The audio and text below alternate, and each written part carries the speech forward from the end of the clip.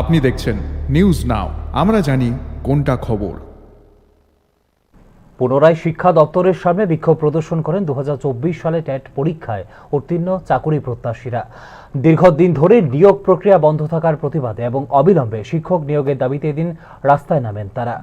তথ্য জানার অধিকার আইন অনুসারে প্রাপ্ত তথ্য অনুযায়ী বর্তমানে রাজ্য সরকারের শিক্ষা দপ্তরে ব্যাপক শিক্ষক সংকট রয়েছে বলে দাবি বিক্ষোভকারীদের।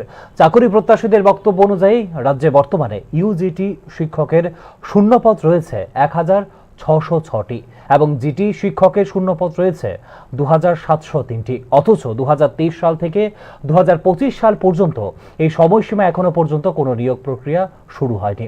তারা জানান, গত 3 বছর রাজ্যে প্রায় 6000 শিক্ষক অবসর গ্রহণ করেছেন। তার পাশাপাশি রাজ্যে আগে থেকেই রয়েছে 10,323 জন শিক্ষকের ঘাটতি।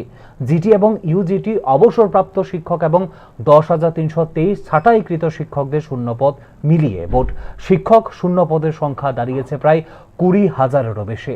এই বিপুল সংখ্যক শূন্যপদের ফলে রাজ্যের শিক্ষা ব্যবস্থায় মারাত্মক প্রভাব পড়ছে বলে অভিযোগ করেন চাকুরি প্রত্যাশীরা। অবিলম্বে শূন্য পদগুলিতে নিয়োগ প্রক্রিয়া শুরু করার পাশাপাশি ট্যাট উত্তীর্ণের ন্যায্য দাবিগুলি পূরণের জন্য সরকারকে দ্রুত পদক্ষেপ নেওয়ার দাবিও জানিয়েছেন সংশ্লিষ্ট চাকুরি প্রত্যাশীরা।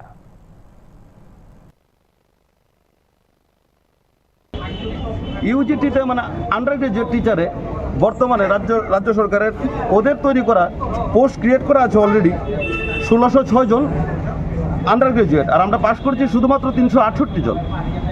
আর গ্রাজুয়েট লেভেলে সিট ক্রিয়েট করা আছে, ভ্যাকেন্সি ক্রিয়েট করা আছে 2703 জন। আমরা পাস করেছি মাত্র 1488 জন। তাহলে তো আমাদেরকে নিয়োগ, তাছাড়া আপনারা একটা জিনিস ভেবে দেখবেন, 2021-এ যে টেট পরীক্ষা হয়েছিল 3000-এর মতো পাস করেছিল, তাদেরকে নিয়োগ হয়েছে। তারপর 2022-এ 240 জন নিয়োগ হয়েছে। 2023, 2024, 2025 কোনো নিয়োগ নেই।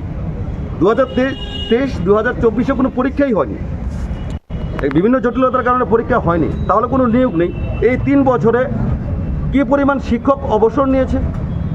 প্রতি বছর মিনিমাম যদি 2000 করে শিক্ষক অবসর নেয়, তাহলে 3 বছরে 6000 শিক্ষক।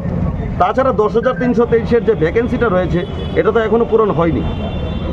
তাহলে 6000 আর 10,323 হলো 16,323 জন টিচার ভ্যাকেন্ট, আর আমরা পাস করেছি 2000 থেকে কম।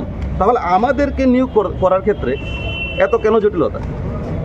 তারপর এবছরে যে আমাদের ভেরিফিকেশন হয়েছে, ভেরিফিকেশন মাথা ভাঙ্গা ভেরিফিকেশন হয়েছে। আমরা এক একজন আমরা টিআরবিডিতে 5 বার 6 বার 10 বার করে এসেছি, আমরা ভেরিফিকেশন করিয়েছি। আমাদের এত দিনের অপেক্ষায় আমাদের সার্টিফিকেট পেয়েছি, তাহলে আমাদেরকে অতি শীঘ্রই নিয়োগ করা হচ্ছে না।